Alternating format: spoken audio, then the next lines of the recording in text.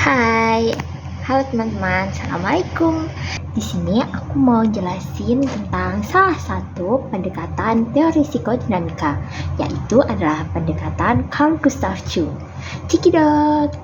Kita akan membahas tentang dua kategori. Yang pertama yaitu sejarah dan yang kedua adalah pendekatan Carl Gustav Jung.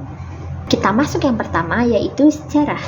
Carl Gustav Jung lahir pada tahun 1875 di desa Kesswil, Swiss. Pada tahun 1895, beliau melanjutkan studinya di jurusan kedokteran di Universitas Basel.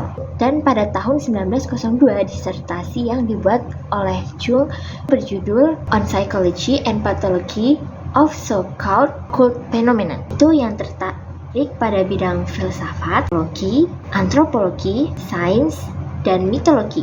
Jung diterima di pelatihan psikiatri di Rumah Sakit Jiwa Burgosy di Zurich. Lalu pada tahun 1903 beliau menikah dengan Emma Rauschenbach. Lalu pada tahun 1913 sampai 1919 Jung mengalami masa yang sulit pada 6 tahunnya itu. Dan di antaranya, yang pertama itu dia memutus hubungannya dengan Sigmund Freud karena perbedaan yang telah mereka sadari melalui karya tulisan mereka. Lalu ada lagi nih, selama 6 tahun itu Jung mengalami kesulitan. Lalu Jung itu memiliki keraguan terhadap psikoanalisis Freud sejak awal karena Jung itu tertarik dengan hal-hal yang mistis. Mistis itu seperti mistis yang dimaksud itu yaitu okultisme dan parapsikoanalogi. Nah, karena Jung memiliki pemikiran seperti itu, hal-hal yang mistis seperti itu, jadi pemikiran itu ditolak oleh Freud. Akhirnya mereka memutus hubungan. Alasan selanjutnya mengapa Freud dan Jung itu mengakhiri hubungannya, maksudnya nggak ada kontak lagi gitu ya. Karena pada tahun 1909 itu mereka itu melakukan perjalanan bersama untuk memberi kuliah bersama di Universitas Clark di Worcester, Massachusetts.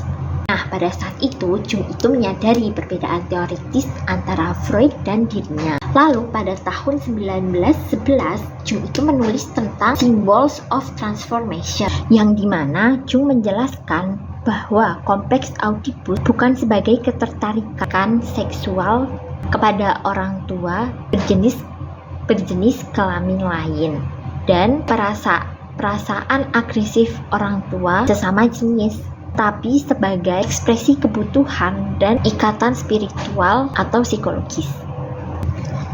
Lalu pada tahun 1913 lah Jung dan Freud memutuskan hubungannya. Setelah memutuskan hubungannya dengan Freud dan turun dari jabatannya sebagai Presiden International Psychoanalytical Association, Jung setelah itu produktif sampai pada kematiannya pada tahun 6 Juni 1961. Di masa-masa produktifnya sebelum kematiannya, dia mendapatkan gelar kehormatan dari Harvard dan Oxford, dan banyak lagi penghargaan-penghargaan lainnya. Pertemuan internasional analisis Jung telah diadakan setiap 3 tahun sejak 1958. Beberapa jurnal yang menampilkan tentang psikologi, psikoterapi Jung antara lain Journal of Analytical Psychology, yang kedua The Journal of Jungian Theory and Practice, dan yang ketiga Jung Journal Culture and Psyche. Lalu kita masuk bagian kedua, yaitu pendekatan perspektif Jung tentang perkembangan kepribadian. Psikoanalitik Jung ini itu adalah pembahasan yang rumit tentang manusia dan alam yang menggabungkan tentang sejarah, mitologi, antropologi, dan agama. Jung itu kontribusinya itu besar terhadap pemahaman tentang kepribadian manusia dan pengembangan pribadi, khususnya terhadap berbahaya.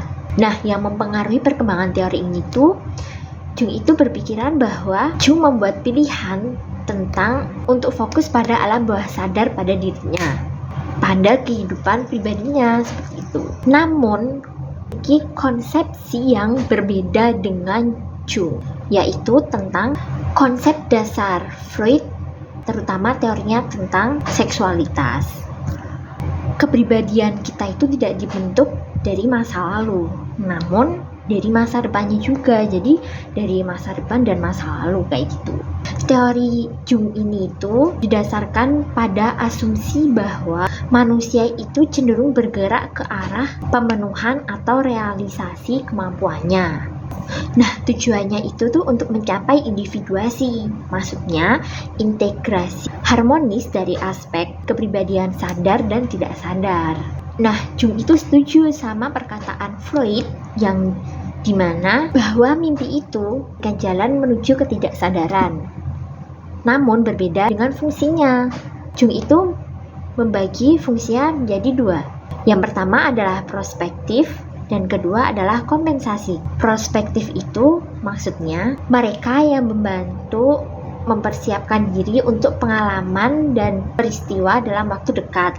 Nah, yang kedua, kompensasi maksudnya bahwa keseimbangan antara hal-hal yang bertentangan. Nah, itu tadi adalah penjelasan singkat dari saya mengenai Carl Gustav Jung. Sampai jumpa di live video selanjutnya. Bye-bye.